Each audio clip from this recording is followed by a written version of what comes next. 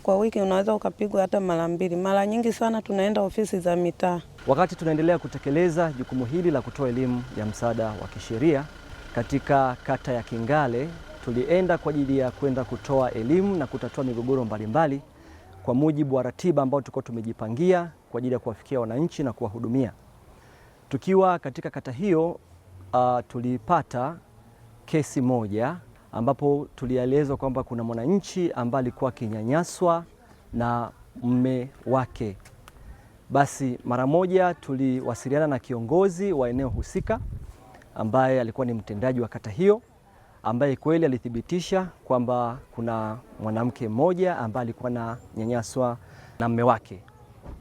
Basi baada ya kupata taarifa hiyo, tulimwomba atuwezeshe tuweze kumpata huyu ambaye alikuwa ananyanyaswa na mume wake, na tunashukuru sana aliweza kutuelekeza alipo na akawa amemleta katika timu yetu ambayo ilikuwa imefika pale kwa ajili ya kutoa hiyo elimu na msaada wa kisheria. Basi baada ya kufika pale, mama huyu alijitambulisha kwa jina la Gema, ambapo alitueleza kwamba amekuwa akiishi na mume wake huyo kwa muda mrefu, lakini tangu mwaka 2019 alianza kumpiga na kumnyanyasa na amemjeruhi maeneo mbalimbali ya mwili, na kuna ishara katika mwili wake ambapo amejeruhiwa katika eneo la uso, eneo la kichwa, maeneo ya mgongo, lakini pia maeneo ya kinywa kwa maana ya meno. Basi baada ya kutupatia taarifa hiyo, sisi hatua ya kwanza ambayo tulichukua ni kuhakikisha kwamba mama huyu anapata kwanza huduma ya kiafya, kujua kama hali yake iko vizuri, lakini hatua ya pili ni kumtafuta mtuhumiwa huyo ili basi tuweze kuona na kujua kwamba kwa nini amekuwa akifanya vitendo hivyo.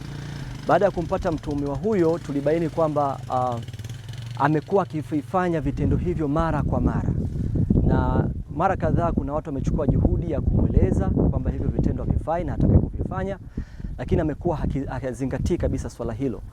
Hivyo basi tulichukua hatua ya kumkamata na kumfikisha katika kituo cha polisi hapa Kondoa ili basi mkondo wa sheria uweze kuchukua hatua. Mimi naitwa Jema Ndome Boy. Alinichukua kwetu ikiwa mwaka 2006.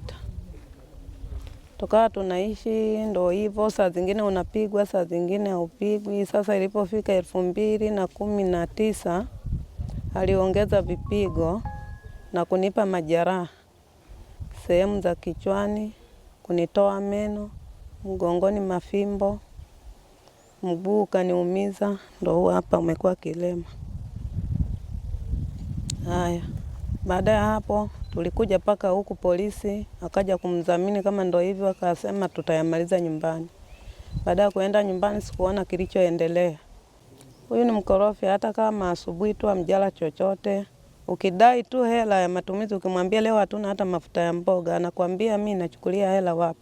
Nenda na wewe katafute. Na siku ya Jumatatu ilikuwa mishale ya saa 9, nilikuwa nafua nguo za watoto. Ilikuwa Jumapili nilikuwa nafua nguo za watoto wa shule. Kaja kukanyaga lile beseni na kunizungusha mkono wa kushoto. Nikaanguka chini, kanipiga teke na vibao kichwani. Nikakimbia kwa mtendaji wa kata. Nilipoenda mtendaji wa kata akasema tumechoka vitoko vyake. Ndo nikaenda kukutana na hao watu, nikatoa maelezo, ndo akakamatwa, kaletwa kwenye kituo cha polisi. Hatimaye ndo leo tumeingia mahakamani.